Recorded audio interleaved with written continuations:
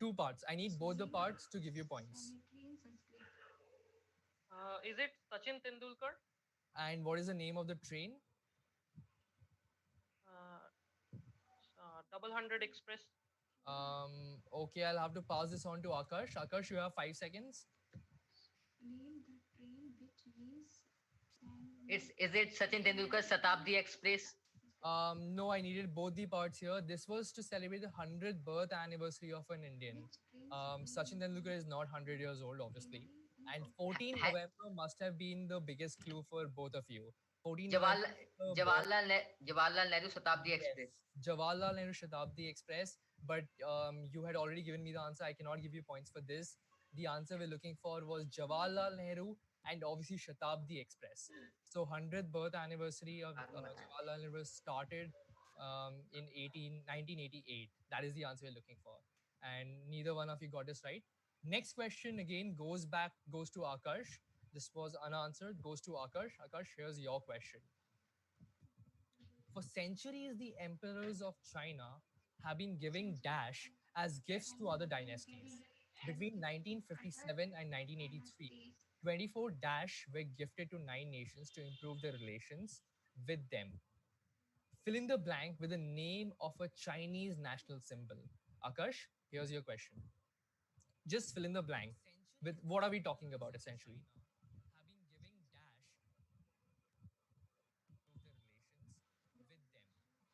Hello. Yes, Akash. Sir, I'm unable to listen you. I'm unable to listen you, sir. You cannot hear me? No. Sharshish, can you hear me? Yes, I can. Akash, is it audible now? Because I think Sharshish can hear me. There's some error. I think something wrong with your audio. Okay, it is audible now. It's audible? All right. Yes, So sir. I'll just read out the question again. For centuries, the emperors of China have been giving dash as gifts to other dynasties. Between 1957 and 1983, 24 dash were gifted to 9 nations to improve their relation with them. Fill in the blank with the name of a Chinese national symbol. You have 15 seconds, Akash.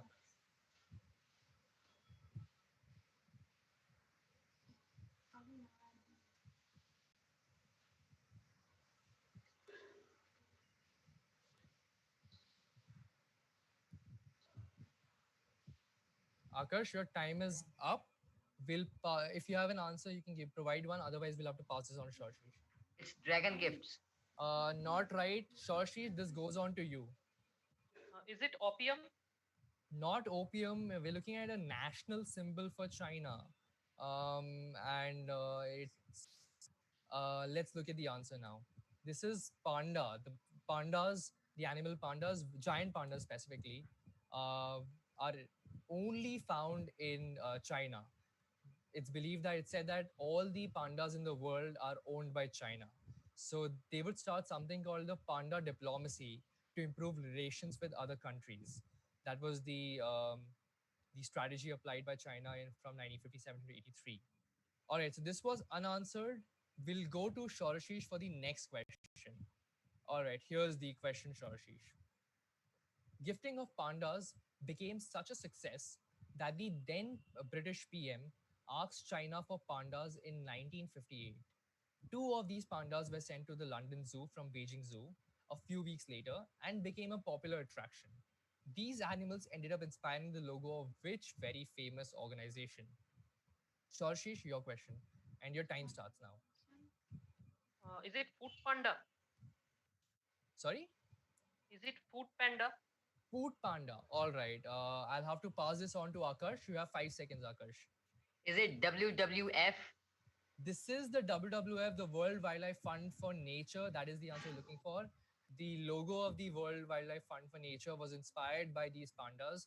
And Food Panda is obviously a relatively much newer company, Germany based company. So that was not the answer. That was a good guess, though, but not the answer we're looking for. So Akash gets a plus 10 for this. Good answer from him. And Sharshish, we go on to you for the final question of this round.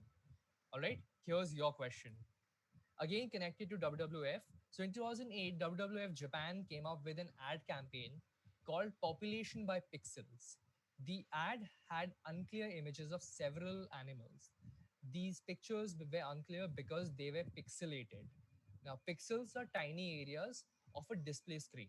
So the fewer the pixels, the more blurry and unclear the image is. All right, and the more the number of pixels, the clearer the image picture becomes. Since these images by WWF were very unclear, they were made up of very few pixels. All right, the number of pixels on each image was mentioned at the bottom. Explain what did WWF try to tell us from the different number of pixels from each of these images. So I'll show you what we are talking about here. These are the pixelated images, and you can see number of pixels at the bottom of each of these images. So explain to us what did they essentially want to tell from these images. What do these images and the number of pixels represent? All right, Shoshi, this is your question. You have 15 seconds now. Think about it and give me the funda. Is it love animals? No, I'll give you another shot at it. I want you to tell me what is this exactly telling? Why are these numbers and the number of pixels significant here? So you, Because they are endangered species. yeah, can you work a little bit on that a little more? It's a tricky question, Uh, so I'll give you a shot at it. these species are on the verge of extinction, and they are endangered species. So they told them to protect these animals, and thus they provided with low pixels. Yeah, I mean, this is essentially what WWF does. They try to promote animal conservation, but that is not the exact Okay, okay, answer. okay. Wait. So, is it the numbers at the bottom? Do they show the number of animals that are left alive? Exactly the answer we're looking for. This was a tricky one, but that's a very, very good answer. Very well worked out. The Will I number get the of point? pixels, yes, you get a 10 points for this. The number of pixels here represent the number of remaining animals of these species. These are all endangered species, but the number of pixels specifically represent how endangered these species are. So there are 1600 pandas, there's certain specific types of gorillas and eagles, and obviously foxes and jackals. So the numbers represent the number of animals in the wild that are remaining. That is the answer we're looking for. Good answer by Shoshi. This is a very tricky question and very well worked out. He gets a plus 10 for this. Next, we move on to the final round of the quiz, which shall appear. Let's talk about the rules here. Yes, we'll do the scores before we go on to the next round. And let's see where do we stand here. All right, so it's very, very close. The competition is very stiff. Akarsh is on 60 points, while Shorashish is on 70. So it's very, very close. Anyone's game. We have the last 6 questions of this quiz remaining, so anyone can win this one. For the last round, I would require both of you to have a piece of paper and a notepad and a pen with you, and you would have to write down the answer on these sheets, and please write them in block large letters. All right, so that it's visible for us. Let's go to the rules. The third round is a pounce on the screen where both of you shall get the opportunity to answer the same question. You can get 10 points for every correct answer, and you have the option of staking a question, which means if you're very sure about your answer, you can say stake, you can write down stake. If you stake a question, you get double the points, that is 20 points. But if you stake it and you get it incorrect, there's a negative 10. Okay? Both of you shall get 15 seconds to answer the question. Once the timer stops, you both have to hold up your sheets on the screen so that we can read it. Okay? At the same time, you'd have to hold it up on the screen, your answers, so that we can read it. I would recommend that both of you take an attempt because there's no negative if you answer it correctly. Only if you stake the question shall you get a negative. Right? So if you're not very sure, you want to still take a guess, go for it, but probably do not stake. All right? Clear? Any doubts? How do we have to do this round? No. No. All right, great. So good luck to both of you. The final 6 questions of this quiz. Let's start with the first one. Um, this television channel started in 1996. In 2018, the channel changed its logo, as you can see on the image, to highlight its mission of keeping the childhood joy and wonder of animals alive and bringing people up close in every possible way. Which channel are we talking about? Just write down the name of this channel. You have 15 seconds for this. Which channel are we talking about?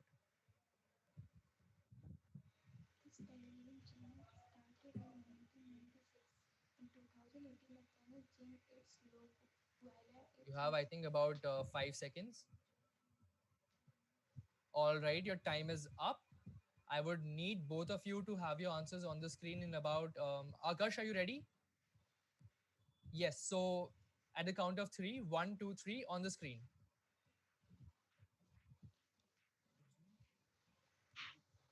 Has anyone staked this question? No. No. Neither of you have staked it. However, neither of you get this one correct. The answer we are looking for is quite obviously there in the image itself, and you have to work it out a little bit. This is Animal Planet. We are looking for Animal Planet, a very popular channel among kids, and was very popular about a decade back as well, and still is. So they did a complete rebranding of the channel, and this was the new logo that was created. So the answer we're looking for was Animal Planet. Neither of you got this right, but neither of you got any negative as well. Let's go on to the second question of this round. This airport in Lukla town in Nepal has consistently been rated as one of the most dangerous airports in the world. It is an important location because Lukla is the place where mountaineers begin their ascent to the Mount Everest base camp. Although quite important, the tiny airport was not built by the Nepalese government. Which famous individual, a person, one person, built this airport in 1964? I'll show you the image. This is what the airport looks like. So tell me the name of the person who built this airport in 1964. Your time starts now.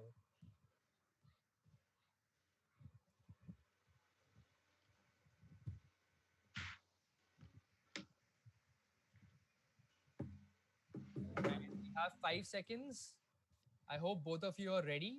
On the count of three, let's see your answers. Three, two, one. Akash, your answer as well on the screen. Shoshish, can you shift a little bit? We cannot see your answer. Okay. Who has staked this question? I Akash, you have haven't. staked this. You haven't, Shoshish. All right. Both of you I get had this stake. absolutely correct. This is Edmund Hillary, Sir Edmund Hillary. Akash gets a plus 20 for this, and Shoshish gets a plus 10.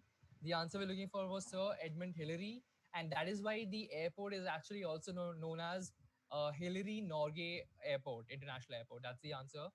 So Edmund Hillary will give you plus 20 to Akash and plus 10 to Shoshish. Good job, both of you. Next question on the screen. The logo of the Guild of the Food Writers shows two everyday objects which perfectly depict what this organization does. Identify both these objects by looking at the logo. Two objects. Guild of Food Writer. All right, so just tell me what these two everyday objects are, which will sum up what basically this organization does. All right, you will have 10 seconds. I think we have passed on from 5 seconds. So you have 10 seconds. Write down. All right. Who has staked this question? No one. No one. Shoshish, you haven't staked it either, right? All right. So No. Shoshish gets this one absolutely correct. We are looking for two things: a fountain pen and a spoon. And Akash, you went with the spoon and a plate. So the pen represents that these are food writers, and obviously the spoon represents that they are writing about food. So a very very clever logo of this company, which depicts exactly what they do. Good answer by Shoshi. She gets a plus 10 for this. Akash should not score anything on it. So still very stiff. Anyone's game again. We're done with the third question. Let's go on to the fourth one on the screen. So we're looking at a GIF, which is a doodle from 2016, which celebrated the 250th birth anniversary of Charles Macintosh. His important creation has been highlighted in this Google Doodle. What did he create or invent? So look at the doodle and tell me what did he create or invent. All right. You have I have staked it, right? you have staked it. All right.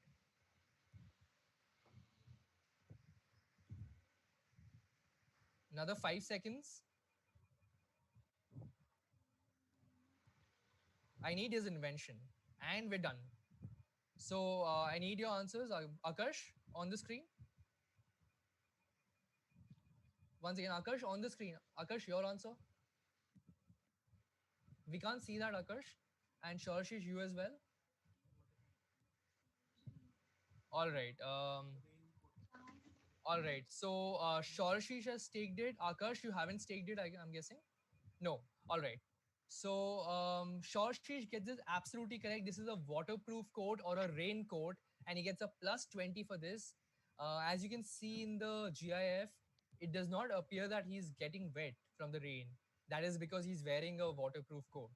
And he was the inventor of the waterproof coat. In fact, in the UK, even today, any waterproof coat is known as a Mac, named after Macintosh. So that's the answer we're looking for. Good answer by Sharashi. You should get a plus 20 for this. And we move on to the final two questions of today's quiz. Here's the penultimate question. On Indian currency notes, we will often see the watermark of Mahatma Gandhi when we hold it up against the light. Just I like, stake. I stake. all right, um, you can just write it there. Just like that, one can also see the watermark of an extinct bird, which is the dodo, on the currency note of this particular country when you hold it up against the light. Dodo is a significant part of this country's history. Name the country. Your time starts now. I just need the name of the country. If you know a little bit about the dodo, you would probably be able to get this one easily. About 5 seconds. Akash, are you ready with your answer? Just a second, sir. All right.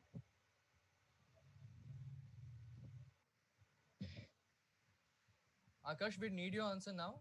Okay. So hold it up at 3, 2, 1.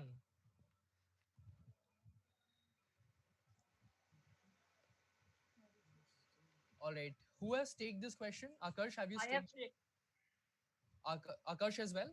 Okay, all right, great. So both of you get this one absolutely correct. This is Mauritius. 20 points to both of you. The flightless bird dodo was only found in the island of Mauritius, and within 100 years of coming into contact with humans, the bird became extinct. So good answer. Both of you get a plus 20. And with this, we come to the final question of today's quiz. Let's look at the question on the screen. This is the popular yellow colored crispy snack which originated from a town in Rajasthan. The first batch of this snack was produced in 1877 during the reign of Maharaja Sri Dungar Singh. In 2010, the snack received a geographical indication tag. Tell me this very popular snack which comes from this specific town in Rajasthan. You have 15 seconds. We have to name the snack, right? Yes, just the snack. Okay. Okay. Okay. I mean, the snack also includes the name of the, usually also includes the name of the town. But if you just give me the snack, I'll still give you points. 5 more seconds. And we're done. So let's see both your answers. Akash, are you ready? Just a second, sir.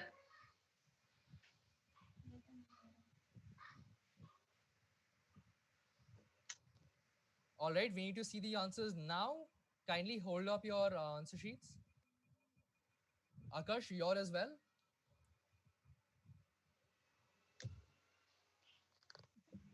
Okay, all right. And all right, great. So Shorashish gets this one correct as well. This is the Bikaneri Bhujia from the town of Bikaner. The answer you're looking for is Bhujia, and that will give Shorashish 10 points. Akash does not get this one correct. This is one of our very good quizzing rounds. Both the participants did extremely well, and until the very end, we had a very tight, very well fought quiz. At the end, Shorshish comes out victorious with 140 points. Akash is on 100. Shorshish made up for 40 points. He maintained a lead of 30 points towards the end. In the final two questions, final three questions, where he did really well. So tough luck, Akash, but good quizzing from your end. And we hope to see you in our future quizzes. Whenever we host them, we definitely hope to see you participate in them. And Shorshish, we'll see you in the semi-finals, which will happen on the Thank you. 11th. So good Thank job, you. both Thanks of a lot. you. Thank you so much for your participation. Hope to see you soon. Thank you. All right. Can we go now? Yes, sure.